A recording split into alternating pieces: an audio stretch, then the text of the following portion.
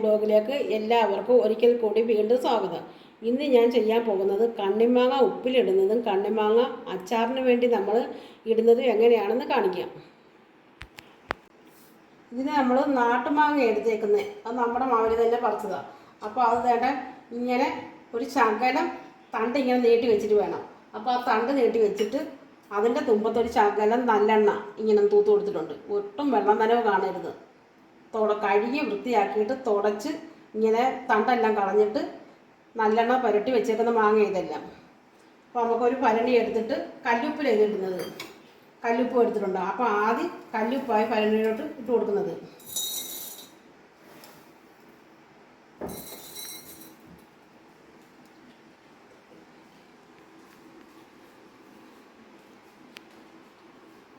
കല്ലുപ്പ് കുറച്ചിട്ടിട്ട് നമുക്ക് മാങ്ങ പെരട്ടിയിടാം.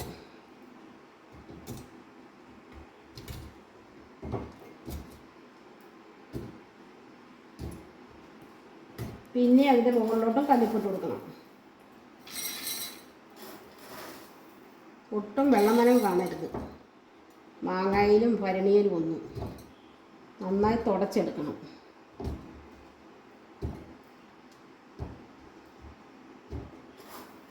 പിന്നെ നമുക്ക് മാങ്ങ നിരത്തിയിട്ട് ഉപ്പ് ഇടണം.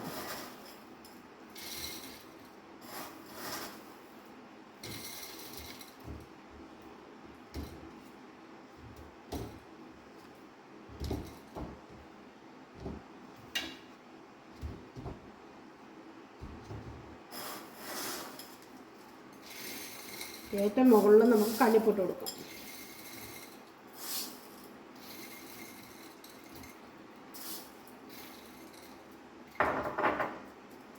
ഇനി ഇത് നല്ലൊരു തുണി വെച്ച് നമുക്ക് ഇങ്ങനെ കെട്ടുന്നത്, ഇങ്ങനെ ഒരു തുണി എടുത്ത് കെട്ടിയിട്ട് ടൈറ്റാക്കി കെട്ടണം. കെട്ടിയിട്ട് നമുക്ക് അടപ്പ് വെച്ച് അടയ്ക്കാം. എന്നിട്ട് ഇതൊരു 4 ദിവസം കഴിയുമ്പോൾ എടുത്തൊന്ന് കുലുക്കാവും. കൈയിട്ട് ഇളക്കോ തവിയിട്ട് ഇളക്കോ ഒന്നും ചെയ്യരുത്. എന്നിട്ട് 20 ദിവസം കഴിഞ്ഞിട്ട് എടുത്ത് നമ്മൾ കണ്ണിമാങ്ങ അച്ചാറിടുന്നത്. അതെങ്ങനെ അന്ന് കാണിക്കാം. ബാക്കി മാങ്ങ നമുക്ക് ഉപ്പിലിട്ട് വെക്കാം. ഇതാവുമ്പം നമുക്കൊരു ഒഴിച്ചേറി വെക്കണേലോ ഒരു ചമ്മന്തി അരിക്കണേലോ ഒക്കെ ഇതിൽ നിന്ന് എടുത്തിട്ട് കുറച്ച് നാൾ കഴിയുമ്പോൾ ഒരു 3 മാസം 4 മാസം കഴിയുമ്പോൾ തൊട്ടായാലും നമുക്ക് എടുക്കാം. എടുത്തത് ചമ്മന്തി അരിക്കാനും നല്ലതാണ്, നമുക്കൊരു ഒഴിച്ചെറിയൊക്കെ വെക്കണേലും നല്ലതാണ് ഇത്. അപ്പോൾ അതിന് കല്ലുപ്പ് തിളപ്പിച്ച് ഇട്ട് അരിച്ച് തണുത്തിരിക്കുന്ന വെള്ളമാണ് അത്. അപ്പോൾ അത് ആദ്യം മാങ്ങ അങ്ങോട്ട് കൊടുക്കാം. അതും വെള്ളമായി ഒന്നുമില്ലാതെ വേണ്ട തുടച്ച് വൃത്തിയാക്കി വെച്ചേക്കുന്ന മാങ്ങയാണ്. മാങ്ങയുടെ മുകളിൽ നിൽക്കണം കല്ലുപ്പ് ഇട്ട് തിളപ്പിച്ച വെള്ളം.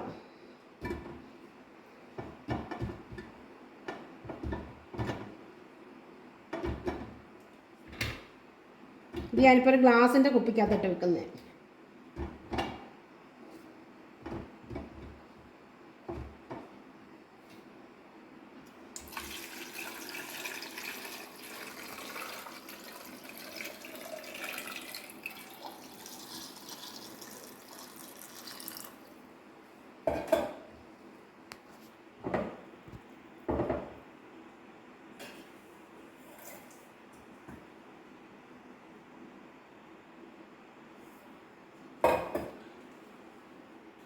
ഇത് നമുക്ക് നന്നായിട്ട് അടച്ചു വെക്കണം.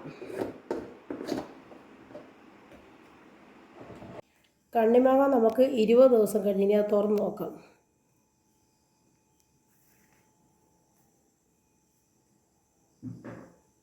അതെല്ലാം നന്നായിട്ട് ചൊക്കി വന്നിട്ടുണ്ട്. നമ്മളൊരു ശകലം വെള്ളം ഒഴിച്ചിട്ടില്ലായിരുന്നു, അത് ഉപ്പ് വെള്ളം മാത്രമാണ്, ഉപ്പിട്ടതിൻ്റെ വെള്ളം മാത്രമാവും. അപ്പോൾ അത് മാങ്ങ വേറെ ഉപ്പ് വേറെ ആയിട്ട് നമുക്ക് തിരിച്ചെടുക്കാം. നനവില്ലാത്ത സ്പൂൺ വെച്ച് വേണം എടുക്കേണ്ടത്.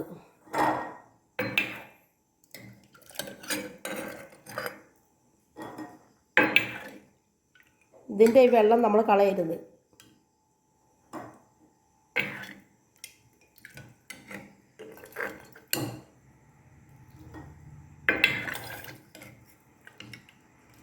കല്ലുപ്പ് ഇട്ടതുകൊണ്ട് ഇത്രയും വെള്ളം ഇറങ്ങി വന്നത്.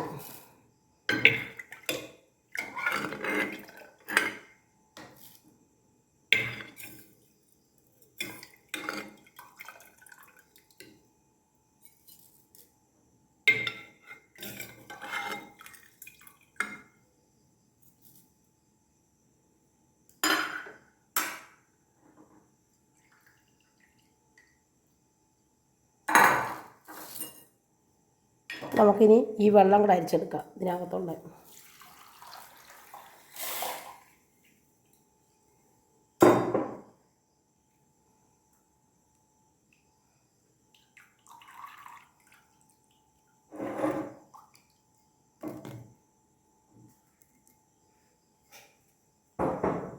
നമ്മളൊരു പാത്രം വെച്ചിട്ട് ഗ്യാസ് ഓണാക്കിയിട്ടുണ്ട്. ഇനി അത് ചൂടായി വരുമ്പോഴത്തേക്ക് 1 ടീസ്പൂൺ ഉലുവ,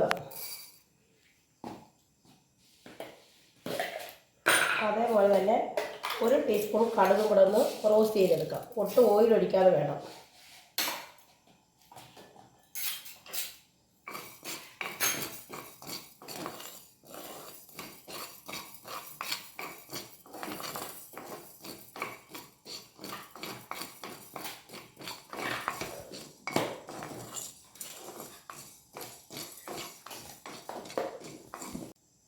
കടുകൊക്കെ ചെറുതായിട്ടൊന്ന് പൊട്ടാൻ തുടങ്ങിയിട്ടുണ്ട്. അത്രയും മതി, ഒരുപാടങ്ങ് മൂത്ത് പോകരുത്.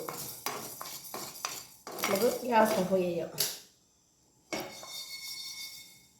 ഇത് തണുക്കാൻ വേണ്ടി തണുത്തിട്ട് നമുക്ക് ചെറുതായിട്ടൊന്ന് പൊടിച്ചെടുക്കാം. തരിതരിയായിട്ട് പൊടിച്ചെടുക്കണം. ഉലുവയും കടുകും കൂടെ മിക്സിയുടെ ചെറിയ ജാറിയിട്ട് ഒന്ന് ചതച്ച് കൊണ്ടുവന്നിട്ടുണ്ട്. ഒരുപാടങ്ങ് പൊടിഞ്ഞു പോകരുത്. അപ്പോൾ അങ്ങനെ എടുത്ത് വെച്ചേക്കുന്ന അത്. ഇനി നമുക്ക് മുളകും പൊടിയും മഞ്ഞപ്പൊടിയും കൂടെ ഒന്ന് അതുപോലെ തന്നെ ഒന്ന് ചൂടാക്കിയെടുക്കാം.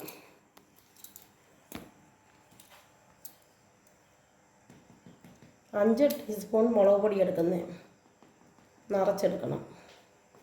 ഇത് കാശ്മീരി ചില്ലിയാണ്.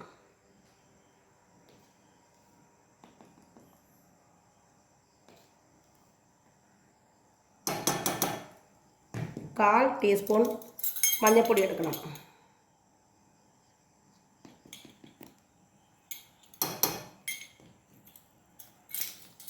അത് നമുക്കൊന്ന് ചെറുതായിട്ടൊന്ന് അതിൻ്റെ പച്ചമുളകൊക്കെ മാറുന്ന രീതിയിൽ ഒന്ന് മൂപ്പിച്ചെടുക്കണം.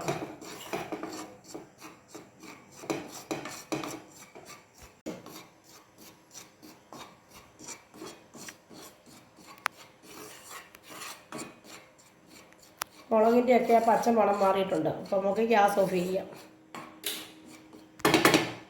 ഇത് മാറ്റി ഒരു പാത്രത്തിലോട്ട് വെക്കാം.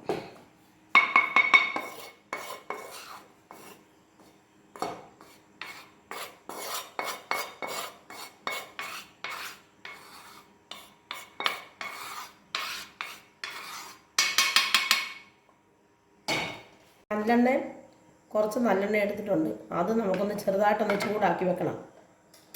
അത് തണുക്കുമ്പോൾ ഇതിൻ്റെ മുകളിൽ ഒഴിച്ച് വെക്കാനായിട്ടാണ്. അത് കാണിക്കാം. വളരെ പെട്ടെന്ന് തന്നെ നമുക്കിത് റെഡിയാക്കാൻ പറ്റുന്നതാണ്. നമുക്ക് ആദ്യം ചൂടാക്കിയ മുളക് പൊടിയും മഞ്ഞപ്പൊടിയും കൂടെ അങ്ങോട്ട് തട്ടിയിടാം.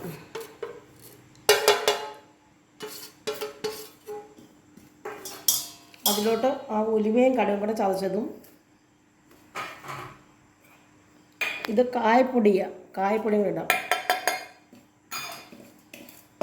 അതെല്ലാം കൂടെ അത് മിക്സ് ചെയ്തിട്ട് ഇതിൻ്റെ തന്നെ എടുത്ത് വെച്ചേക്കുന്ന വെള്ളത്തിലാണ് ഇത് കലക്കുന്നത്.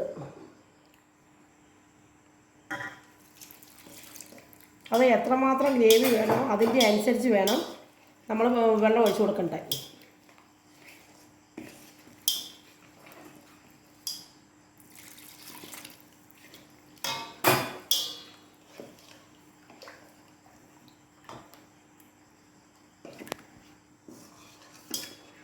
ഇനി ഇതിലോട്ട് നമുക്ക് ആ മാങ്ങ ഇട്ട് കൊടുക്കാം.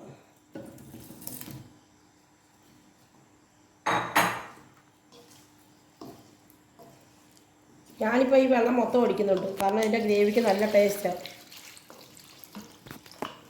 വെള്ളം മൊത്തം ഞാൻ ഒഴിച്ചിട്ടുണ്ട്, കാരണം ഇതിൻ്റെ ചാറിനും നല്ല ടേസ്റ്റാണ്.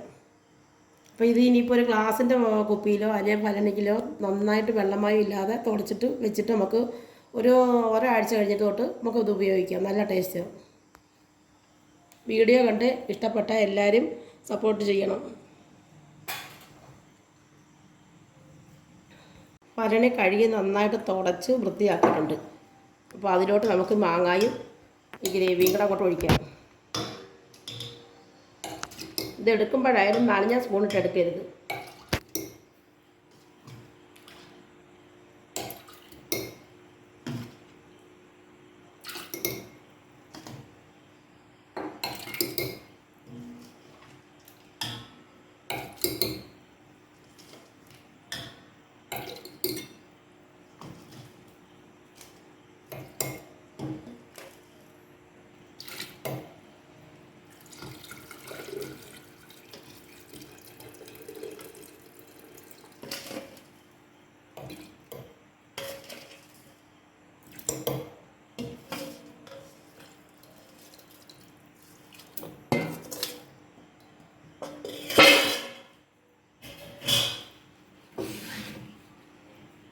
ഇനി ഇതിൻ്റെ മുകളിലോട്ടാണ് നമ്മൾ ആ നല്ലെണ്ണ ചൂടാക്കിയത്.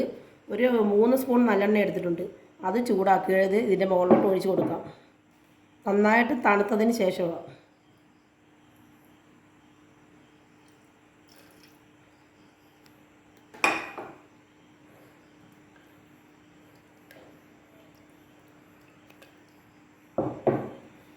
ഇനി ഇത് അടച്ച് വെച്ചിരുന്നിട്ട് ഒരാഴ്ച കഴിഞ്ഞിട്ട് തൊട്ട് നമുക്ക് ഉപയോഗിക്കാം. രണ്ടാമത് നമ്മൾ മാങ്ങ ഉപ്പുവെള്ളം തിളപ്പിച്ച് അതിലിട്ട് വെച്ചിരുന്നതാണ്. അത് നേട്ട നന്നായിട്ട് ഇരിപ്പുണ്ട്. ഇതിൽ നിന്ന് എടുത്ത് നമുക്ക് കഴിക്കുക, അല്ലെങ്കിൽ ഒഴിച്ചേറി വെക്കാൻ നല്ലതാണ്. ചമ്മന്തി അരയ്ക്കാനെടുക്കാൻ നല്ലതാണ്. നല്ല ഉണങ്ങിയ തടിയുടെ തവിയാണ്. ഉണ്ട്, എല്ലാം നല്ല നല്ല വൃത്തിയായിട്ട് ഇരിപ്പുണ്ടത്. അതും കേടുകൂടാതെ നന്നായിട്ടിരിക്കും. ഉപ്പുവെള്ളം മാത്രം തിളപ്പിച്ചിട്ട് അത് തണുത്തിട്ട് അതിട്ട് വെച്ചേക്കുന്നതാണ്. വിനാഗിരി ഒന്നും ഒഴിച്ച് വെച്ചിട്ടില്ല.